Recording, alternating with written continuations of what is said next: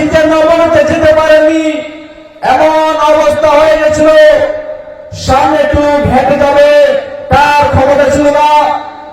এবার দুই সাহাবা এসে কাঁধের উপর হাত দিয়ে কত কষ্ট করে তিনি মসজিদের মধ্যে পৌঁছালেন এবং বক্তব্য হে আমার সাহাবীরা, আল্লাহ রাব্বুল আলামিন এই জমিন তারের বান্দাকে যাবতীয় সয় সম্পত্তি দিয়েছিল, সেই সম্পত্তি উপেক্ষা করে আল্লাহর সঙ্গে দেখা করার জন্য প্রস্তুতি নিয়ে নিয়েছে।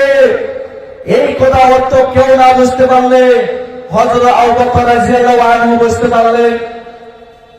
এবার হযরত আবু বকর রাদিয়াল্লাহু আনহু কেঁদে কেঁদে পাগলের মতো হয়ে গেলেন। এবার সাহাবারা ভাবতে লাগলো, তারা